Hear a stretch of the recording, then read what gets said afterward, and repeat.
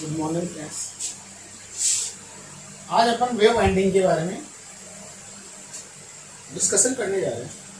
तो wave winding क्या होती है, पहले बात तो पहले लेप वाइंडिंग के बारे में सारा का सारा पढ़ लिया है ना। लेप वाइंडिंग, अब वेव वाइंडिंग में क्या होता है, जैसे अभी अपने पास इसमें क्या होता है, नंबर ऑफ पैरेलल पाथ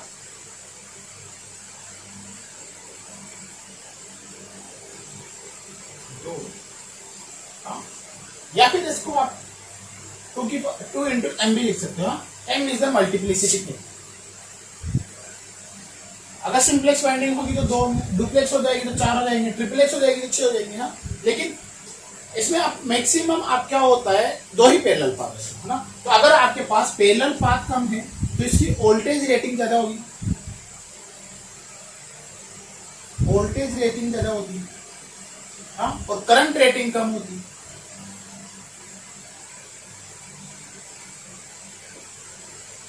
इसकी वोल्टेज रेटिंग ज्यादा होगी और करंट रेटिंग कम होगी। अगर मैं लेप वाइंडिंग की बात करूं अगर मैं, तो वहां पे आपके पास पैरेलल पाथ होते थे जितने आपके पास नंबर ऑफ पोल्स होते थे। अगर दो पोल होंगे तो दो होंगे, चार पोल होंगे तो चार होंगे, आठ पोल होंगे तो आठ पैरेलल पाथ होंगे। लेकिन वहां पे अगर पैरेलल पाथ ज्यादा होते थे तो आपके पता है कि करंट रेटिंग क्या हो जाएगी, ज्यादा हो जाएगी लेप वाइंडिंग की बात, और वोल्टेज रेटिंग क्या हो जाएगी, कम हो जाएगी।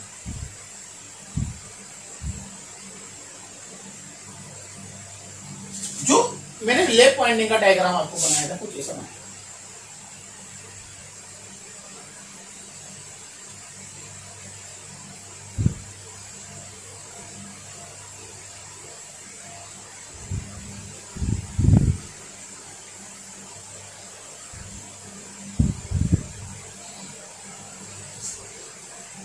ऐसे आपकी लेप वाइंडिंग है।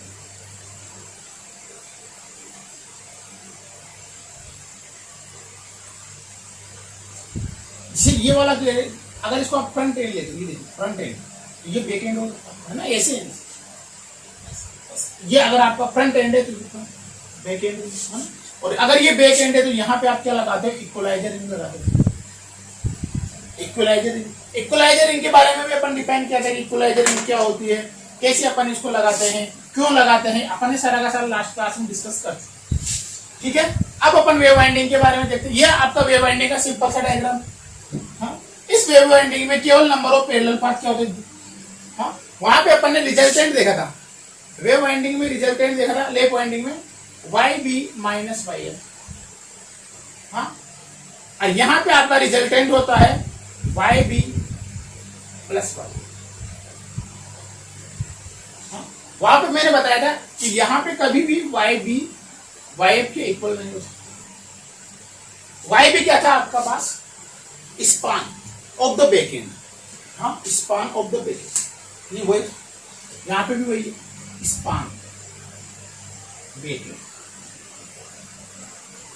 और ये स्पान इसका फ्रंट एंड है। वहां पे भी वाई बी यही था, यहाँ पे भी यही, देखो दोनों में डिफरेंस। हाँ, वहां पे अपन ने पढ़ा था वाई ए पैरेलल पाथ के लिए Y B plus Y F divided by 2, किसके बराबर था ये, Z upon number of conductor divided by number of parallel path. अगर आप फोर लेप वाइंडिंग, ये वेव वाइंडिंग, अगर आप वेव वाइंडिंग की बात करोगे तो क्या हो जाएगा,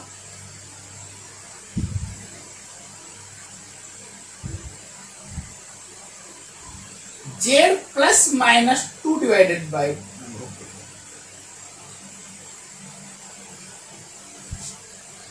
Z plus minus 2 divided by number of parallel. ये इसको वाई सी से भी डिनोट करते हो, कॉमन सेगमेंट वाई ऑफ सी। चलो इसको पूरा लिख लेते हैं ना, वहां पे वाई ए लिखा था आपने, यहां वाई सी लिख दिया, वाई सी। ये क्या होता है, common segment plus minus 1,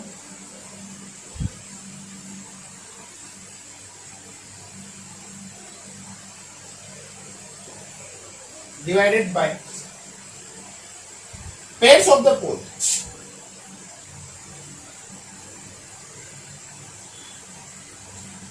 common segment number of conductor divided by 2 turns plus minus 1 divided by poles pair, ये वही आएगा z plus minus 2 divided by, ठीक है।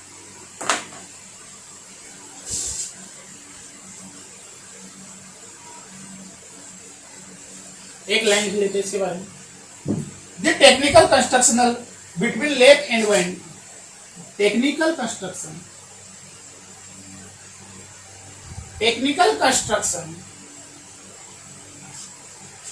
between lap and wave winding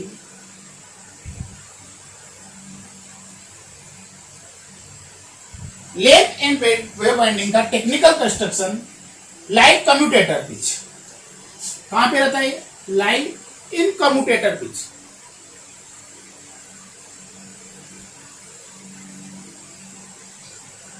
commutator pitch पे लगा है। And the number of parallel पास,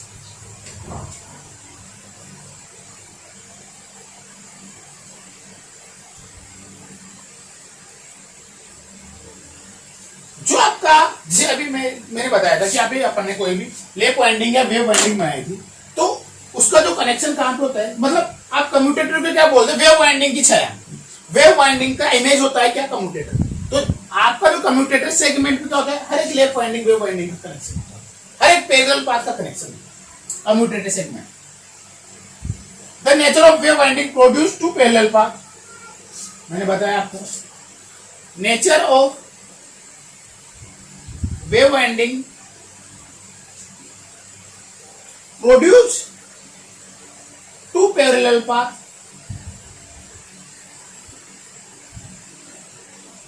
ये depend करते हैं multiplicity factor, independent of number of poles, independent of number of poles. Number of pole पे depend नहीं करते, but it depends on multiplicity, but it depends on multiplicity.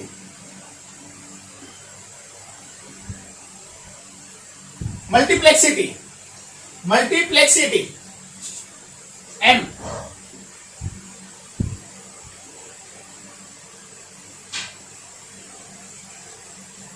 मल्टीप्लेक्सिटी, हाँ, इसमें क्या हो सकता है? Both YB and YF are same sign, वहां पे आपके अपोजिट साइन क्यों देते? यहां पे दोनों के दोनों सेम साइन क्यों सकते हैं? मे बी ये भी हो सकता है, YB इक्वल्स टू YF, ये भी हो सकता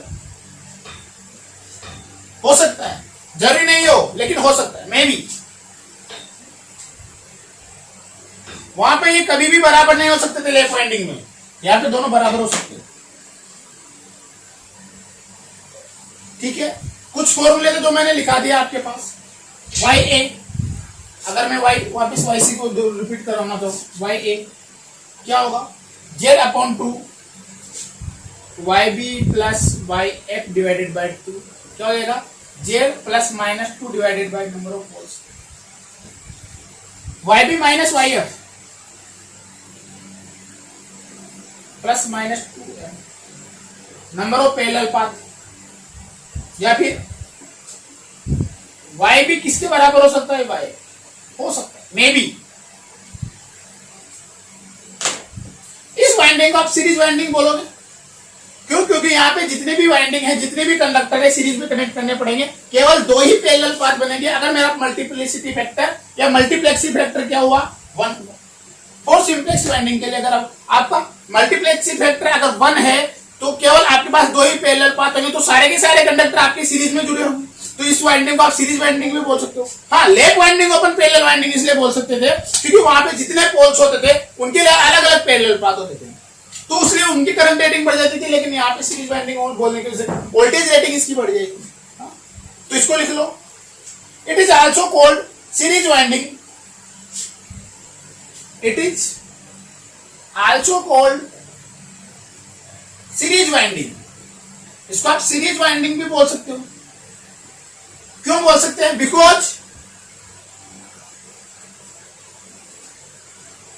large number of conductors are in series. Large number of conductor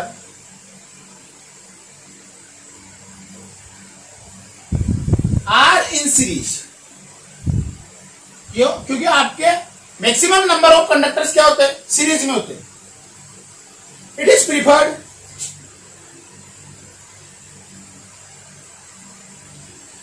for high voltage rating.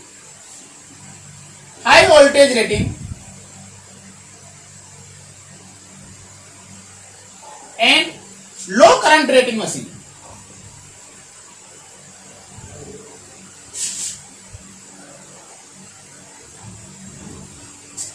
High voltage current, high voltage and low current rating machine के लिए इसको प्रीफर किया जाए. अगर आपको नंबर ऑफ पैरेलल पाथ बढ़ाने हैं, in order to increase number of parallel path,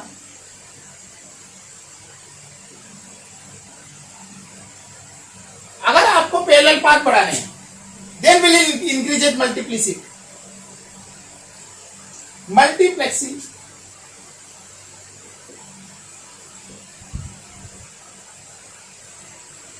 should be increased.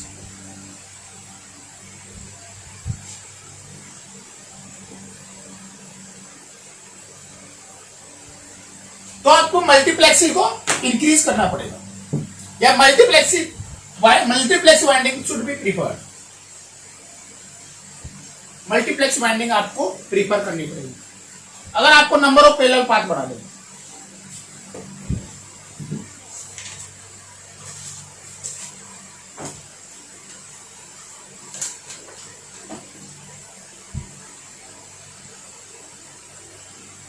और देखो, अगर अपन इसमें दो ही पैरेलल पाथ ले रहे हैं, अगर पैरेलल पाथ आपके पास दो ही है, सिंपलेक्स वाइंडिंग को मैंने कंज्यूम किया कि भाई मेरे पास सिंपलेक्स वाइंडिंग है, कोई डुप्लेक्स या ट्रिप्लेक्स या मल्टीप्लेक्स वाइंडिंग नहीं है, आपके पास सिंपलेक्स वाइंडिंग. तो आपके पास क्या होगा? सारी की सारी वाइंडिंग एक ही साइड में, एक ही जगह होगी सारी की सारी वाइंडिंग. हाँ, तो उनका इंड्यूस ईएमएफ भी सेम होने वाला है. अगर उनका इंड्यूस ईएमएफ सभी का सेम होने वाला है तो कोई सर्कुलेटिंग करंट नहीं आएगी, कोई आपको इक्विलाइजर रिंग लगाने की जरूरत नहीं पड़ेगी. हाँ, इस वाइंडिंग में आपको कोई सर्कुलेटिंग करंट नहीं मिलेगी और कोई इक्विलाइजर की, क्योंकि आपके पास पैरेलल पाथ ही दो ही है. पैरेलल पाथ, अगर अपने पास दो ही पैरेलल पाथ है, पूरी मशीन में दो ही पैरेलल पाथ है, तो पैरेलल पाथ दो है तो एक पैरेलल पाथ में एक करंट होगी, दूसरे पैरेलल पाथ में रिटर्न पाथ हो जाएगा. तो आपके पास सर्कुलेटिंग करंट नहीं आएगी. सर्कुलेटरी करंट अगर आपके पास नहीं आएगी तो आपके पास इक्विलाइजर रिंग लगाने की आपको जरूरत नहीं पड़ेगी. लिख लो इक्विलाइजर. इन अ सिंपलेक्स वाइंडिंग, इन अ सिंपलेक्स, अगर आप सिंपलेक्स वाइंडिंग की बात कर रहे हो, there is no need to equalize rings. There is no need to equalize ring.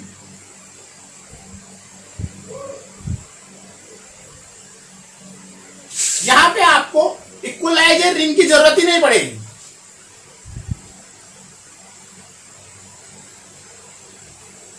As there is only two paths. क्यों? क्योंकि यहां पे केवल दो पाथ हैं. There is only two paths, two parallel paths running simultaneously under all the poles.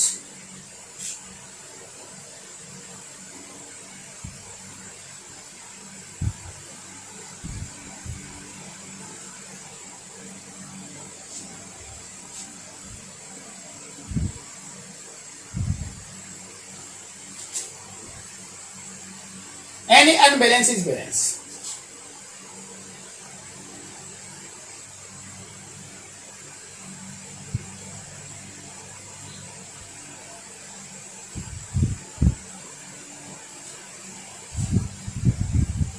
ठीक है, चलो अपन ने वेव वाइंडिंग के बारे में इतना पढ़ा. ठीक है, इतना अब काफी है वेव वाइंडिंग के बारे में. इसमें आपके पास अगर सिंपलेक्स वाइंडिंग को यूज करें तो दो पैरेलल पाथ होते हैं, इसमें कोई इक्वलाइजर रिंग लगाने की जरूरत नहीं पड़ती. अगर मेरे पास पैरेलल पाथ दो ही है तो आपके पास नंबर ऑफ ब्रुशेज की जरूरत नहीं है। नंबर ऑफ ब्रुशेज भी आपके पास 2 ही होंगे। कम्यूटेटर में सेगमेंट भी आपके पास 2 ही होंगे, ज्यादा कम्यूटेटर में सेगमेंट भी आपके पास जरूरत नहीं है, क्योंकि जितने पैरेलल पाथ होंगे उतने ही होंगे, उतने कम्यूटेटर के सेगमेंट होंगे, उतने ही आपके पास ब्रुशेज की जरूरत है। तो यहाँ पे आपके पास ब्रुशेज भी 2 ही होंगे, नंबर ऑफ कम्यूटेटर सेगमेंट भी 2 ही होंगे, और आपके पास कोई इक्वलाइजर रिंग लगाने की जरूरत नहीं पड़ेगी। तो आपकी जो आपकी मशीन से या जो आपकी डीसी मशीन से वो थोड़ी बहुत स्मॉल इन साइज में थोड़ी स्मॉल हो जाएगी। हाँ, इस तरह की मशीन को आप केवल लो रेटिंग के लिए यूज करते हो। अगर हाई रेटिंग के लिए यूज करते हो तो आपको लेप वाइंडिंग प्रीफर करनी पड़ेगी। हाई रेटिंग की मशीन के लिए आपको लेप वाइंडिंग प्रीफर करनी पड़ेगी। ठीक है, अब अपन सोचते हैं, सुनो देखो सिंपल सी बात है, मैं छोटा सा कंसेप्ट बता रहा हूं, ज्यादा इसमें कुछ खास नहीं है। डमी कोयल के बारे में देखते हैं। डमी कोयल क्या होता है? डमी नाम से पता चल रहा है, डमी। डमी क्या, जहां पे अपन जबरदस्ती किस चीज को बिठा दे, जबरदस्ती किस चीज को बिठा दे, डमी है ना, उसका लोकल, जिसका कुछ वर्किंग नहीं होता, बस ऐसे इश्यू को कुछ बैलेंसिंग करने के लिए अपन बिठा देते। हाँ, अगर मान लो मेरे पास कोई, अपने पास कोई वाइंडिंग, कोई मोटर्स, हाँ, उसमें मान लो कितने स्लॉट्स अपने पास? 15 स्लॉट्स, 15 के आपके पास slots, 15 slots. Number of conductors कितने अपने पास? नंबर ऑफ कंडक्टर्स है मेरे पास 60।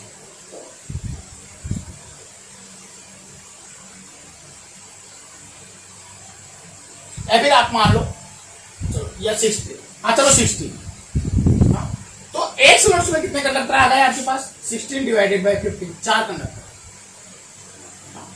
आ गए। ठीक है, 4 कंडक्टर आ गए। अगर मान लो ये कंडक्टर 16 नहीं होते, मेरे पास कितने होते?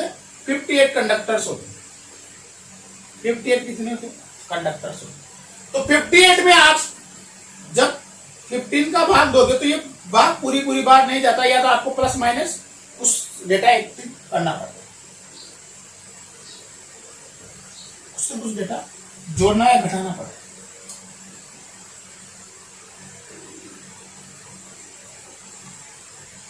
ठीक है, या फिर 56 ले लो, कुछ भी ले लो।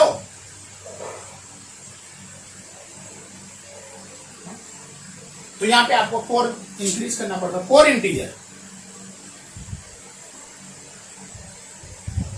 हाँ? अगर मेरे पास मान लो ये मेरे पास पूरे कितने स्लॉट्स है? 15 स्लॉट्स।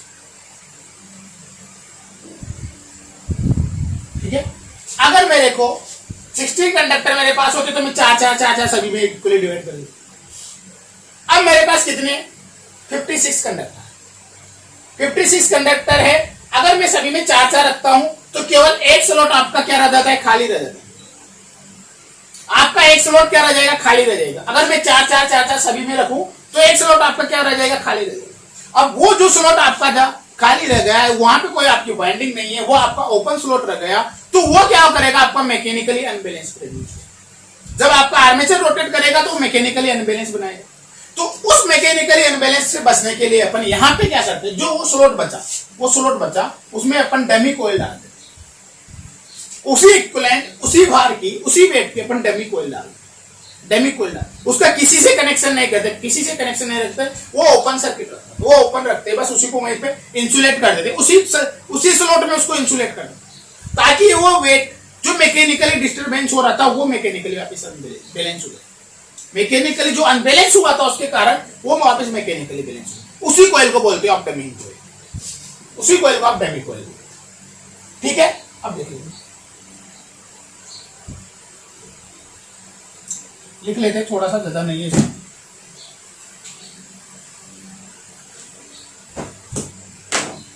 डमी कॉइल के बारे में लिख लेते हैं।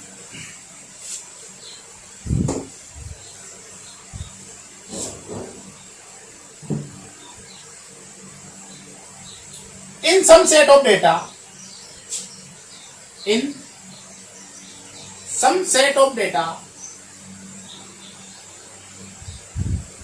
y a may be integer, may not be integer.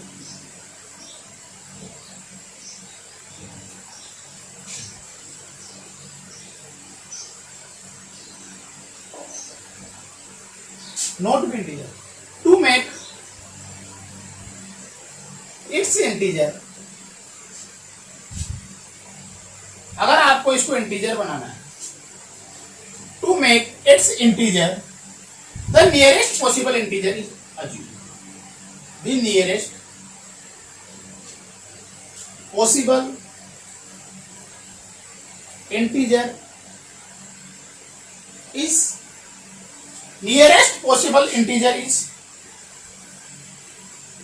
assume या सेट कर लेते हैं.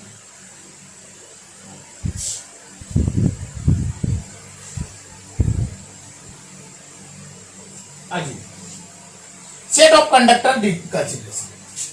Set of conductor consideration.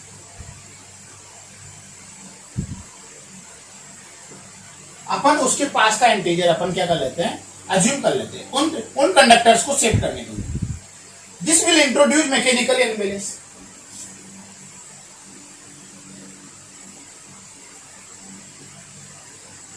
Mechanically unbalance.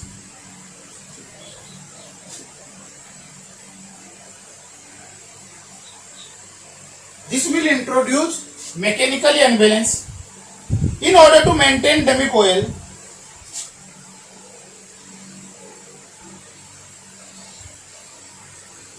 In order to maintain this, इसको मेंटेन करने के लिए dummy coil is preferred.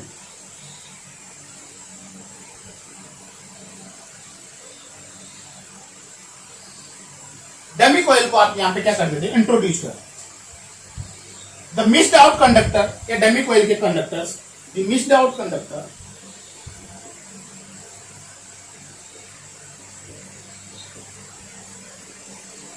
Missed out conductor work cut set. Work cut, उनको क्या करते हो आप, कट कर लेते. Well insulated and placed in the missing स्रोत. इनको क्या करते हो, well insulated and placed into this स्रोत. इनको इंसुलेट करके आप स्रोत में कर देंगे.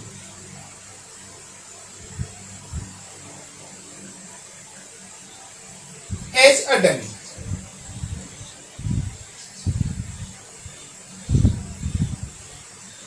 डमी की तरह.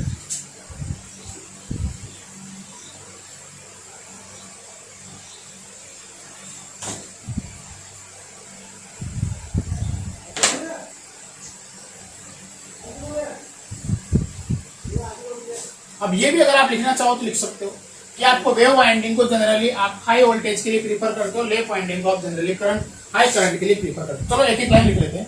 Generally wave windings are advantage compare to lap winding because number of brushes only 2.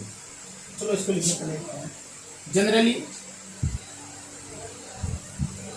Wave windings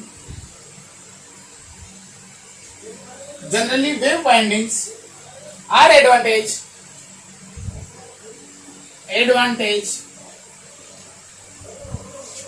to lap winding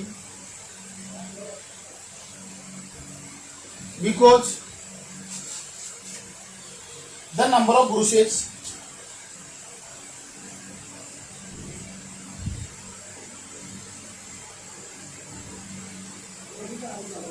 is equal to 2.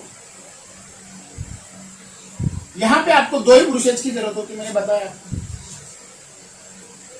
No need the equaliser. No need equaliser की भी जरूरत नहीं होती.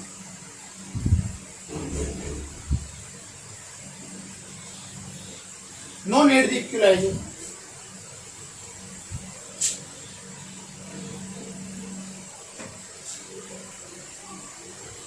विच मेक्स डिजाइन सिंपल. जो क्या बनाती है, which makes design simple. जब क्या बनाते हैं, आपके डिजाइन को सिंपल कर देते हैं. For low voltage and low power rating this winding is preferred.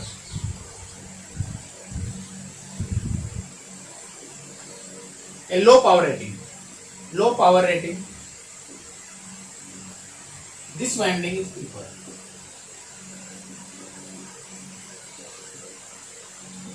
For high rating, high power rating, lap winding is preferred.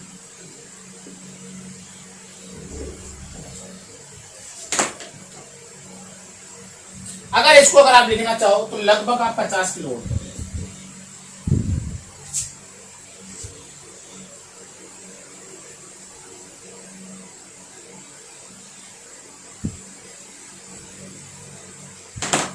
ठीक है। और भी 10 किलो वोल्ट तक ही लेते हो ना, 10 किलो वोल्ट लिख लो इसको, 10 kilo volt, 50 kilo volt.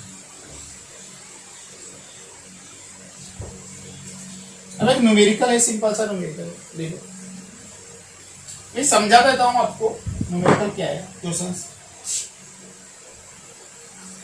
Consider a lap winding with 8 conductor. Lap winding बनी हुई है आपके पास, 8 कंडक्टर है, नंबर ऑफ कंडक्टर आपके पास 8, पैरेलल पाथ या नंबर ऑफ पोल है आपके पास 4, नंबर पोल से आपके पास 4, इस रिकनेक्टेड। इसको क्या कनेक्ट किया गया, इसको आपको वेव वाइंडिंग में बनाना है। इसको क्या बनाना है, आपको वेव वाइंडिंग बनाना है ना। तो वेव वाइंडिंग बनाना है तो उसकी पावर रेटिंग क्या होगी, करंट रेटिंग क्या होगी और वोल्टेज रेटिंग क्या होगी, तीनों आपको। एक लैप वाइंडिंग है, consider lap winding machine, 8 conductor 4 pole reconnected with the wave, है ना, will be the change in voltage, current, power and resistance, है ना। और रेजिस्टेंस कितना चाहिए, इक्विवेलेंट रेजिस्टेंस कितना चाहिए। अब अपने को पता है लैप वाइंडिंग, तो नंबर ऑफ पैरेलल पाथ कितने होंगे, जितने नंबर ऑफ पोल्स होंगे। सिंप्लेक्स वाइंडिंग है, तो मैं 8 कंडक्टर बना लेता हूं। नंबर ऑफ पैरेलल पाथ कितने हो जाएंगे इसमें, नंबर ऑफ पैरेलल पाथ 4 होंगे। हाँ, तो चलो मैंने 4 नंबर ऑफ पैरेलल पाथ बना लिया। तो एक पैरेलल पाथ में कितने कंडक्टर्स आएंगे, कंडक्टर पर पैरेलल पाथ कितने आ जाएंगे आपके पास, 8 डिवाइडेड बाय 4, मतलब 2, मतलब एक कंडक्टर ये और एक कंडक्टर, दो कंडक्टर्स आएंगे आपके एक पैरेलल।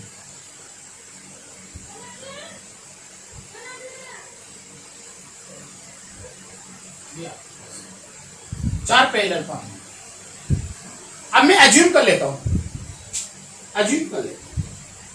क्या अज्यूम करता हूं, यहां पे लिख लेते हैं, अज्यूम यहां पे लिख लेते हैं। एक कंडक्टर में एक वोल्टेज, तो वोल्टेज इंड्यूस होगा पर कंडक्टर वोल्टेज, एक वोल्टेज पर कंडक्टर। अब 1 एम्पियर करंट है पर कंडक्टर। एक कंडक्टर में केवल एक है, जैसे अभी ये कंडक्टर उठाया मैंने, तो इसके अक्रॉस वोल्टेज कितना हो गया, 1 वोल्टेज इसके अक्रॉस। हाँ, इसमें करंट भी कितनी है, 1 एम्पियर। ये मैंने अज्यूम किया सभी के लिए। इसके लिए भी जो मैं इसको रिकनेक्ट करूंगा, और देखो यहाँ पे 1 एम्पियर करंट है, तो यहाँ पे भी 1 एम्पियर करंट होगा। यहाँ इसके अक्रॉस भी कितना वोल्टेज होने वाला है, 1 वोल्टेज। इसके अक्रॉस भी कितना वोल्टेज होने वाला है, इसके अक्रॉस भी कितना वोल्टेज होने वाला है, इनके अक्रॉस, सभी के अक्रॉस कितना वोल्टेज होने वाला है, सेम।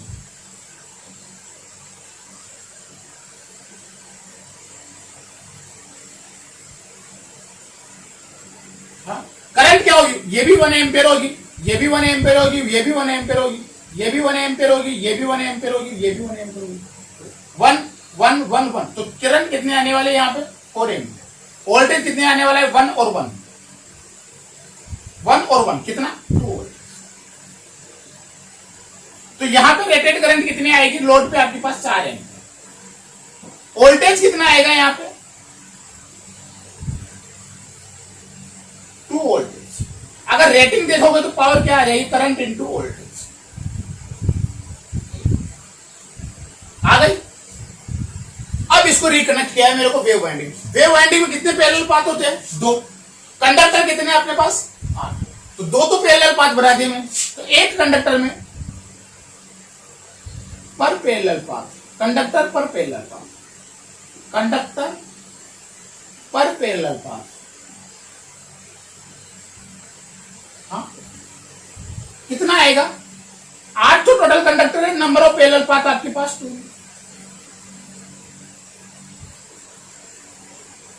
4। तो एक पैरेलल पाथ में कितने कंडक्टर आने वाले हैं आपके पास? 4। कितने पैरेलल पाथ है आपके पास? 2।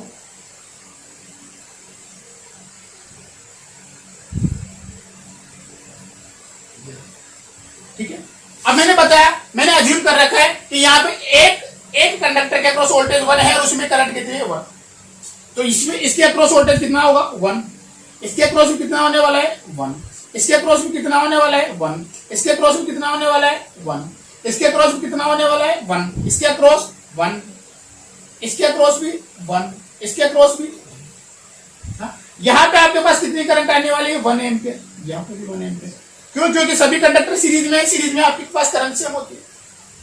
तो कितनी करंट आएगी यहाँ पे आपके पास? 1 और 1 2 एम्पियर। वोल्टेज कितना है? 1 1 1 1 4 वोल्ट। तो आपके पास करंट कितने आ गए इसमें? 2। वोल्टेज कितना आ गया आपके इसमें? और पावर कितने आ गए आपके पास? करंट कम हुई, वोल्टेज बढ़ा और पावर सेम रही, क्योंकि हमने नंबर ऑफ कंडक्टर सेम लिए हैं। नंबर ऑफ पोल्स भी आपके पास सेम, नंबर ऑफ पोल्स भी आपके पास सेम। केवल आपने रिकनेक्ट किया है, कंडक्टर देख लिया, वोल्टेज देख लिया, पावर देख लिया। ठीक है, इस तरह से आप इसको निकाल।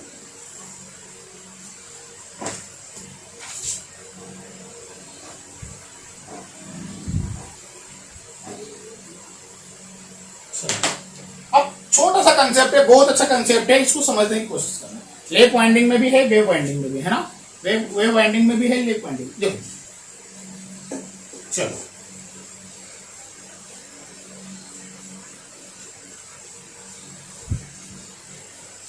क्योंकि आपकी वाइंडिंग्स क्या होती है, जो क्लोज टाइप होती है, क्लोज ओपन वाइंडिंग नहीं होती, क्लोज वाइंडिंग होती है। तो मैंने एक वाइंडिंग का डायग्राम बना लिया आपके पास, है ना, उसको नोट डाल के लिखने है ना। बहुत अच्छा कंसेप्ट है ना, गेट के लेवल का कंसेप्ट है, और भी उससे भी अच्छा कंसेप्ट है। यह आपके मैंने वाइंडिंग बना ली, क्लोज्ड वाइंडिंग होती है आपके पास, है ना, क्लोज्ड वाइंडिंग बना ली मैंने। मेरे पास मशीन है आपके पास 4 पोल 4 पोल की मशीन है मेरे पास, है ना। अब देखो 4 पोल है आपके पास, लेप वाइंडिंग है आपके पास, 4 पोल है, लेप वाइंडिंग है, तो 4 ब्रशेज की जरूरत होगी। ये मैंने 4 ब्रशेज बना दिए, एक ब्रशेज ली, एक ब्रशेज ली,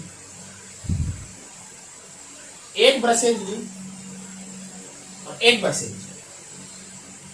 अब देखना यहां से ढंग से, ये वाला ब्रशेज मैं मान रहा हूं कि ये अपने पास करंट ऐसे ले जाएगा, ये करंट की डायरेक्शन ये होगी, ये वाली करंट की डायरेक्शन, है ना। ये वाला ब्रश करंट कैसे ले जाएगा, तो ये ऐसे, ये वाला ब्रश कैसे ले जाएगा। अगर मान लो मैं यहां पे करंट मानता हूं, कितनी करंट मानते चलो अपन, 10 एम्पियर करंट मान लो, तो 5 एम्पियर करंट जाएगी इधर, क्योंकि आपकी वाइंडिंग क्या होती है, सिलेक्ट 5 एम्पियर। यहां पे भी मैंने 10 एम्पियर करंट मान ली, तो 5 एम्पियर करंट जाएगी इधर और 5 एम्पियर करंट जाएगी आपकी।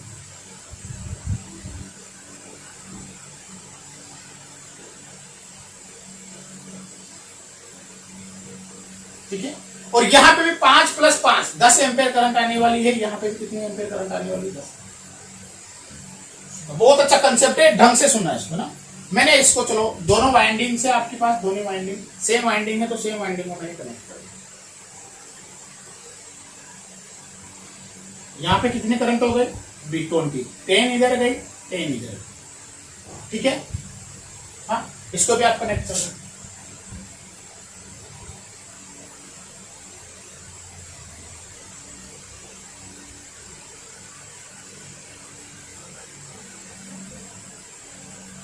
टेन इधर से आ रही है और 10 इधर से आ रही है। ठीक है, ये लो, सारा का सारा मैंने कर दिया, मैंने सारा का सारा कर दिया। ठीक है,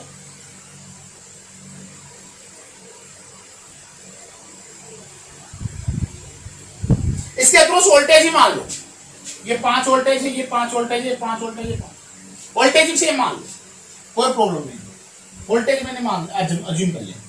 अब मैं क्या बोलूं, पहला क्वेश्चन, फर्स्ट क्वेश्चन में यहां लिखता हूं, इफ वन ब्रश, कोई सा भी एक ब्रश वाज डैमेज, अगर एक ब्रश आपका डैमेज हो जाए, कोई सा भी ब्रश अगर आपका डैमेज हो जाए, ये वाला ब्रश डैमेज हो जाए, ये वाला डैमेज हो जाए, ये वाला डैमेज हो जाए, ये वाला डैमेज हो जाए, अगर बाय चांस मेरा ये वाला ब्रश डैमेज हो गया, मेरा ये वाला ब्रश अगर आपका डैमेज हो जाए, तो यहां से आपकी करंट नहीं आएगी, नहीं आएगी, नहीं आएगी ना यहां से कोई करंट। तो ये वाली करंट कितनी हो गई, आउटपुट में करंट कितनी हो गई आपके पास,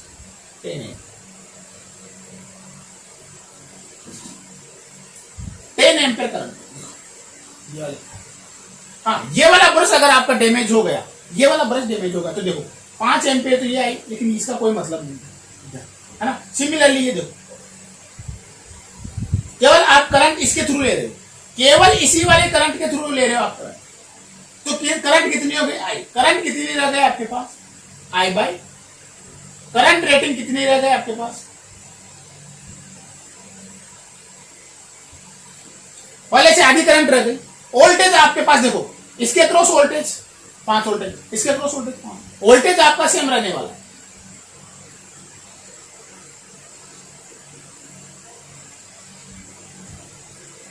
तो पावर आपके पास कितनी रह जाएगी,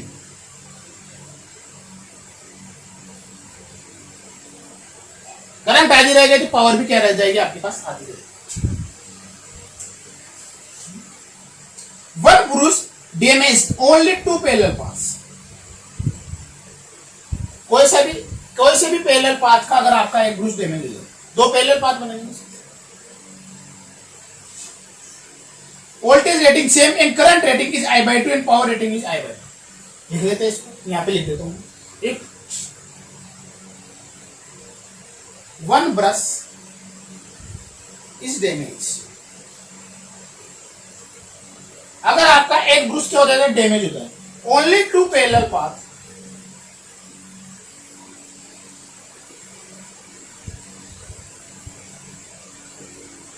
केवल 2 पैरेलल पाथ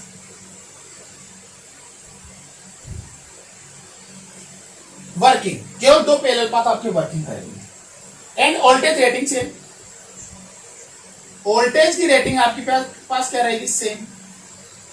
करंट रेटिंग क्या हो जाएगी आपके पास, करंट क्या हो जाएगी आपके पास, हाफ, और पावर क्या हो जाएगी आपके पास, P बाई, ठीक है, ये अपना फर्स्ट कंडीशन। अब सुनो,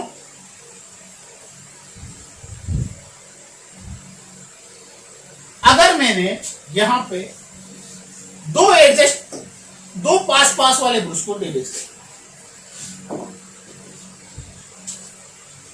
किया, second condition, 2 adjusted brush was damage,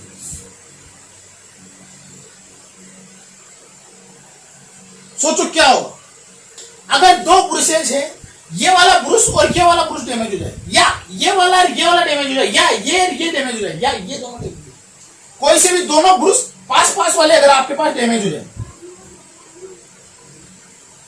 कोई से भी ये दोनों डैमेज हो जाए, या ये दोनों डैमेज हो जाए, या ये दोनों डैमेज हो जाए, या ये दोनों डैमेज हो जाए, हाँ, ये दोनों। देखो इसमें क्या है, इसमें क्या है,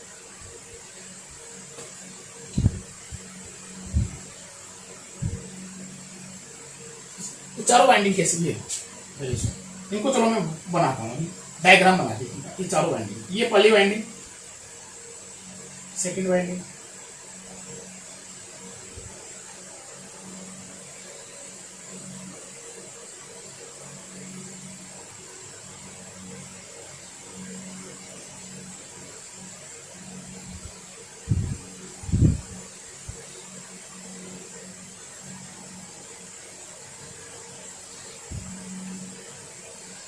थर्ड वाइंडिंग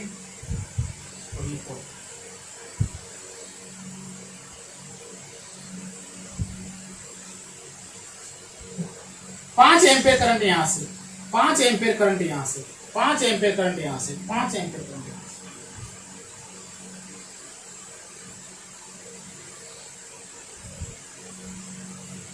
से। ऐसे ऐसे पैरेलल पाथ इस तरीके से बनाता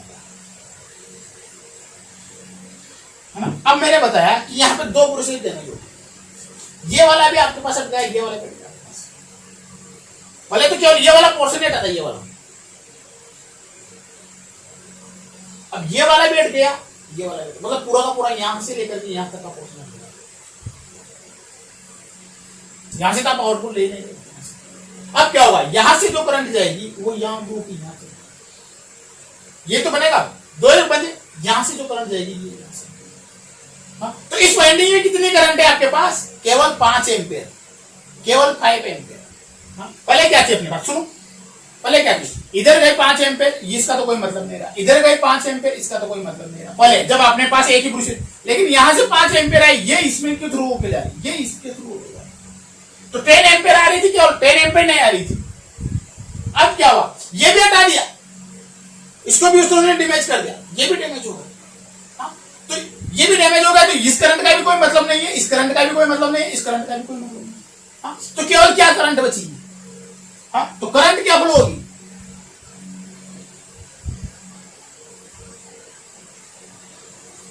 I/4, देखो 20 का 20/4 वोल्टेज, देखो वोल्टेज तो इसके क्रॉस इसके क्रॉस इसके क्रॉस इसके क्रॉस सेम है, क्योंकि पैरेलल में कनेक्टेड है तो वोल्टेज तो सेम रहेगा। वोल्टेज क्या रहेगा, पावर क्या रहेगी,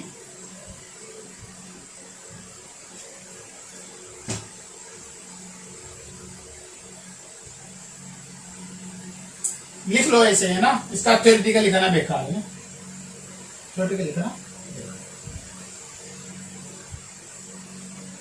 सुनो एक और कंडीशन देखो,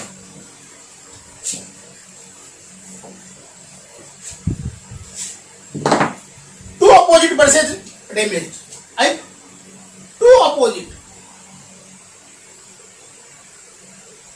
ब्रश डैमेज। अगर ये वाले ब्रशेज डैमेज हो जाए, ये वाला ये वाला, या ये वाला ये वाला, या तो ये दोनों डैमेज हो जाए या ये दोनों डैमेज, ये दोनों डैमेज हो जाएंगे, तो देखो ये वाला डैमेज हो जाएगा तो ये करंट भी गई, ये करंट भी गई, ये डैमेज हो जाएगा तो ये करंट भी गई, ये करंट भी गई, तो क्या आई क्या हो जाएगा आपके पास, एक्सटर्नल सर्किट में कोई करंट ही नहीं आएगी, करंट ही नहीं आएगी तो आपके पास पावर क्या हो जाएगा, ओपन सर्किट हो जाएगा। अगर आपके पास करंट आ तो रही है लेकिन रिटर्न पाथ नहीं मिलेगा तो वो ओपन सर्किट हो जाएगा। यहाँ पे करंट आ तो रही है लेकिन जा ही नहीं रही है, ब्रश डैमेज हो गए आपके पास, दोनों ब्रश डैमेज हो गए तो आपके पास रिटर्न पाथ नहीं मिलेगा, तो करंट जीरो जाएगी और आपकी पावर रेटिंग जीरो जाएगी। पावर रेटिंग दोनों अपोजिट साइड के अगर आपके पास ब्रशेज डैमेज हो जाए, मैं रिपीट करवा देता हूं एक बार इसको, अगर मेरा केवल एक ही ब्रश डैमेज हुआ, ये वाला ब्रश डैमेज हुआ, तो ये वाला पोर्शन भी खत्म हो गया, ये वाला पोर्शन भी खत्म हो गया। ये वाला डैमेज हुआ तो इस वाली वाइंडिंग से मतलब नहीं रहा। यहाँ पे 5 एम्पियर आ रही थी, 10 एम्पियर आ रहे, कोई मतलब नहीं, केवल ये तीनों वर्किंग कर रहे हैं, तो 5 एम्पियर इधर से, 5 एम्पियर इधर से, 10 एम्पियर करंट, केवल करंट कितनी हो गई 1/2, I/2 करंट बन गई आपके पास। रेटिंग भी कितनी रह गई, I/P/2। अगर मेरे पास दोनों ब्रशेज डैमेज हो गए, ये वाला और ये वाला, तो ये वाली वाइंडिंग भी खत्म, ये भी खत्म, ये भी खत्म, तो केवल करंट केवल यहां से लेकर के यहां तक आ रही, कितनी रह गई करंट, I/4, 1/4 करंट रह गई आपके पास। पावर रेटिंग में कितनी रह गई, I/4। अगर मेरे पास दोनों अपोजिट साइन वाले अगर ब्रशेज डैमेज हो, ये ब्रश भी डैमेज हो जाए, ये ब्रश भी डैमेज हो जाए, ये भी डैमेज हो जाए, ये भी डैमेज हो जाए, तो आपके पास करंट ही नहीं रहेगी, रिटर्न पाथ ही नहीं मिल रहा है यहाँ पे, क्योंकि ये दोनों वाइंडिंग भी खत्म, ये दोनों भी खत्म। अब क्या बचा आपके पास, इसी में सर्कुलेट करती रहेगी करंट, कुछ बाहर नहीं आ पाएगा और आपके पास पावर जीरो है। ठीक है, ये अपने पास वेव वाइंडिंग के क्वेश्चंस, छोटा सा टॉपिक और है ईएमएफ इक्वेशंस। किसी भी डीसी मशीन की ईएमएफ इक्वेशंस अपन कैसे निकालते हैं उसके बारे में देख लेते हैं, फिर इस लेक्चर को यहीं छोड़ेंगे, है ना। EMF equations,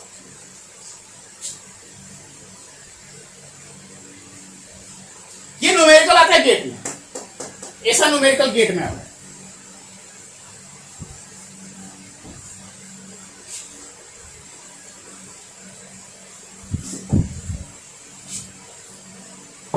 EMF equations.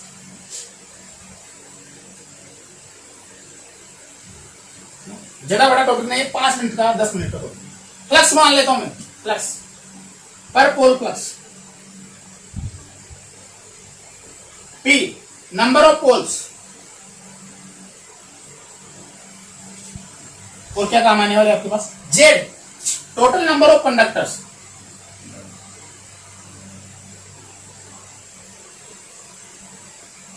A number of parallel path,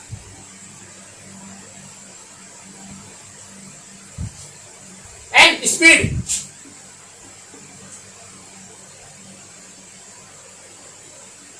RPM rotation per minute. और अगर मैं इसको 60 से डिवाइड कर दूं तो ये आरपीएस में हो जाएगी। ठीक है,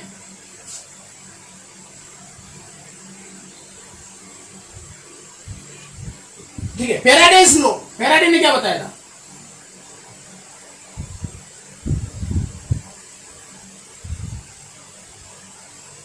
कि किसी भी कंडक्टर में अगर कोई फ्लक्स कट कर रहा है, किसी या कोई फ्लक्स को कोई कंडक्टर कट कर रहा है, या कोई फ्लक्स कट को कंडक्टर कट कर रहा है, तो उसके अंदर ईएमएफ इंड्यूस हो जाता है। वही ईएमएफ उसकी rate of change of flux के बराबर होता है, के प्रोपोर्शनल। फैराडे ने बताया था कि E is proportional to D phi by D,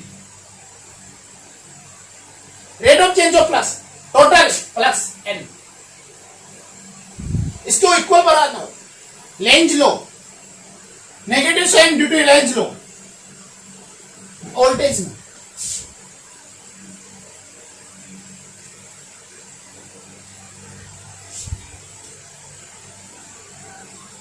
अब सुनो,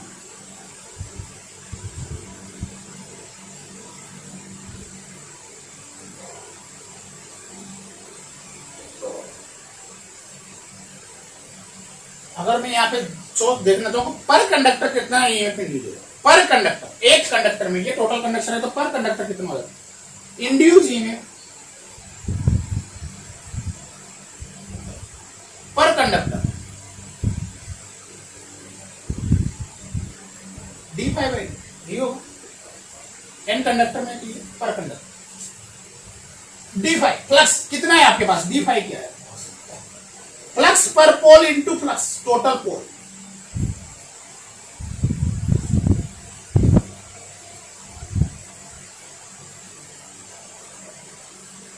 डीटी और निकालना है अपने, डीटी कैसे निकालोगे, डीटी क्या है, टाइम, डीटी क्या है आपके पास, पर सेकंड टाइम, टाइम है सेकंड में। स्पीड क्या है आपके पास, स्पीड, रोटेशन पर मिनट। या फिर मैं इसको अगर 1/, स्पीड बताऊं, रोटेशन डिवाइडेड बाय पर मिनट।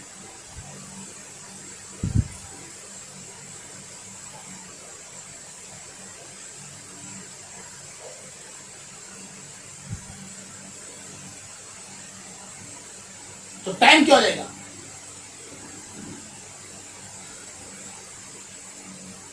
एक रोटेशन के लिए कितना टाइम लगेगा आपके पास, time for 1 rotation.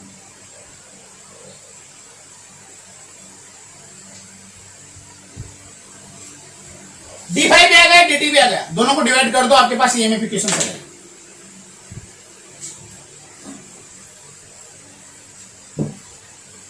Induce EMF D five क्या है आपके पास, P into 5, 16 by N, N में ऊपर चला, यह आपके पास पर कंडक्टर आ गया, ईएमएफ पर कंडक्टर।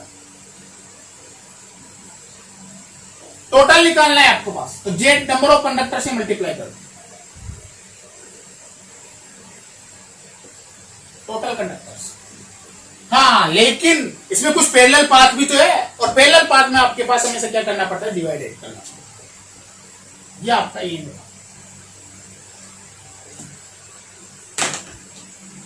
ठीक है।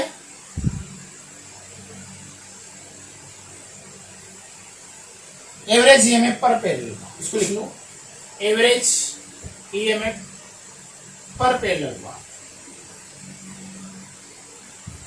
एवरेज ईएमएफ पर पैरेलल पाथ। यहां से आप लिख सकते हो आपका ईएमएफ किसके प्रोपोर्शनल है? Flux into speed. सारे के सारे और टर्म कांस्टेंट है, नंबर ऑफ पोल कांस्टेंट है, जेड कंडक्टर कांस्टेंट है और नंबर ऑफ पैरेलल पाथ भी कांस्टेंट पढ़ गया। ठीक है, चलो ठीक है। नेक्स्ट अपन कल डिस्कस करेंगे। इसमें अब आपके पास जनरेटर के टाइप्स पढ़ेंगे अपन, टाइप्स ऑफ जनरेटर। ओके, अगर मैं यहां से अगर मैं कांस्टेंट फ्लक्स को कांस्टेंट बना दूं, चलो ठीक है, इसमें देख लेते हैं अपन थोड़ा सा और, अगर आगे देखना चाहो, अगर फ्लक्स को कांस्टेंट बना दूं तो इंड्यूस ईएमएफ किसके प्रोपोर्शनल हो जाता है? आपकी स्पीड, जो आपकी शंट मशीन में काम है, कांस्टेंट फ्लक्स मशीन। मैक्सिमम मशीनों में फ्लक्स को आपका कांस्टेंट हो जाता है, फील्ड आपको कांस्टेंट बनाना पड़ता है।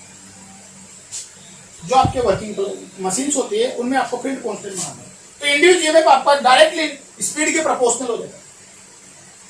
इंड्यूस ईएमएफ आप अगर स्पीड के प्रोपोर्शनल है तो आपकी जितनी स्पीड बढ़ेगी उतना आपका ईएमएफ बढ़ेगा। ठीक है, चलो आज के लिए ठीक है, थैंक यू, ओके।